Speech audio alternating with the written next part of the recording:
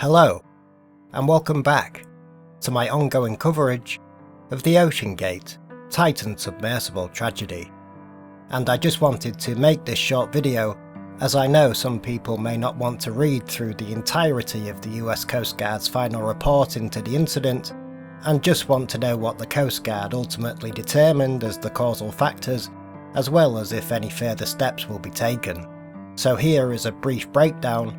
Thank you very much for clicking on this video, it is greatly appreciated, and so here are the contributing factors to the implosion of the Titan submersible, as concluded by the US Coast Guard.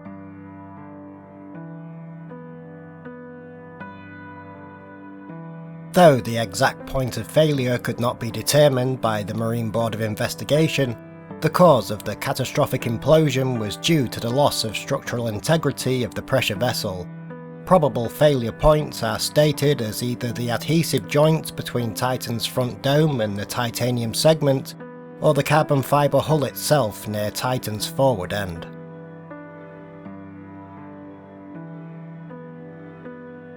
From material selection, to the manufacturing process, to insufficient analysis and testing, all led to a lack of identification and mitigation of risk factors. This meant OceanGate, having not conducted meaningful materials testing, did not understand the expected life cycle of Titan's hull, with Stockton Rush himself once even describing it as indefinite. With a lack of significant testing, OceanGate's analysis of the hull was also based on assumed material properties with minimal manufacturing defects, which, as we know, greatly differed from the final product.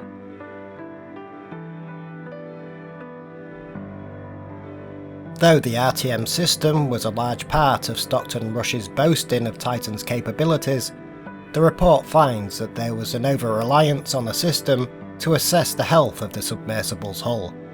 And even though the MBI did concede that the RTM system had its uses and did produce useful data that could have been used to investigate possible detected problems, there was no process to periodically evaluate the data and conduct appropriate hull assessments whenever problematic data was recorded.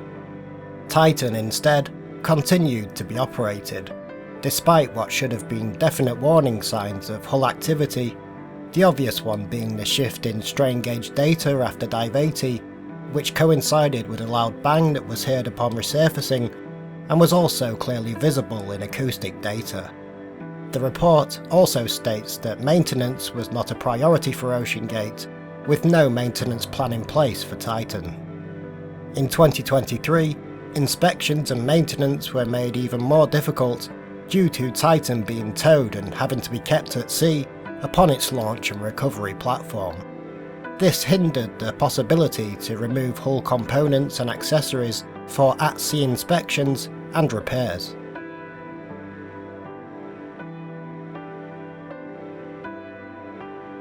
As for the manufacturing of Titan, the winding, curing, gluing and overall thickness of the hull, as well as the manufacturing standards, introduced flaws that likely worsened over time.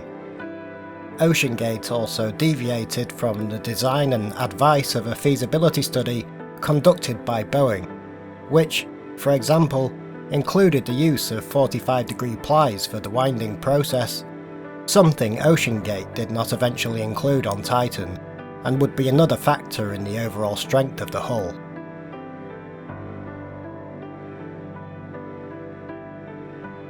Just as the manufacturing of Titan had gone in-house at OceanGate, the story of their operations was similar, in the fact that, for example, there was no effort to seek outside help or opinion on RTM data, with Phil Brooks, who was Director of Engineering, admitting that he himself was not qualified to determine what a shift in strain gauge data meant. As for the company itself, the report describes a toxic safety culture, corporate structure, and states that operational practices were critically flawed, with glaring disparities between their written safety protocols and actual practices. It stated that Stockton Rush misrepresented Titan's safety, misleading mission specialists regarding test procedures and exaggerating the number of hull test dives for the final Titan hull. He also fostered an organisational culture that increased operational risk and allowed financial pressure, operational demands, and mission specialist expectations to override duties and authorities.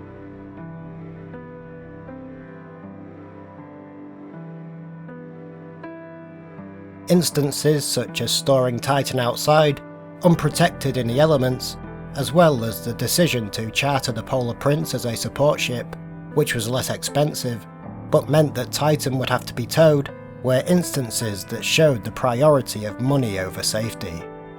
Financial strain, as well as the company's culture, also led to a high turnover of staff, with the departure of experienced employees, which left the company with a lack of critical oversight, operational continuity, and the ability to address safety risks proactively.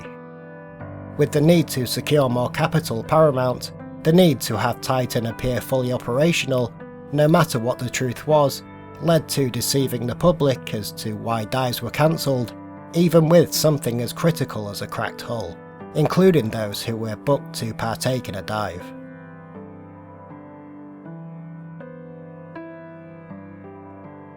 Under the sections of violations, the report states that the NBI found that Mr. Rush acted outside the scope of his credentials authority, serving as master of a passenger-carrying submersible, operating outside US inland waters without certification.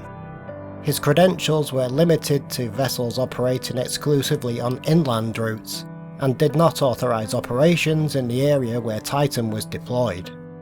This constituted misconduct, falling outside of the legal scope of his credential authority. The report continues that there were no acts of misconduct, incompetence, negligence, unskillfulness, or violations of law by US Coast Guard employees or any other personnel that contributed to this casualty. The NBI is also not making any referrals for separate civil penalty enforcement investigations against OceanGate, as the company has permanently ceased all maritime operations. Had they continued as a business, the NBI would have recommended independent enforcement investigations for the potential violations of fraud and intentional misconduct. Specifically, that Stockton Rush submitted a fraudulent sea service letter, signed by the COO of OceanGate, to the US Coast Guard National Maritime Center to obtain credentials related to inland 25 gross ton vessels. Mr. Rush claimed past service as a crew member on Titan and lied about its tonnage, massively overstating it, when in fact it had never even been registered. Also stated is the failure to have valid Coast Guard certification on board, as well as the act of operating a commercial vessel in a negligent manner that endangers life, limb, or property of a person. If not for the death of Mr. Rush, these violations would have led the NBI to involve in the Department of Justice for their consideration on whether to pursue a separate criminal investigation.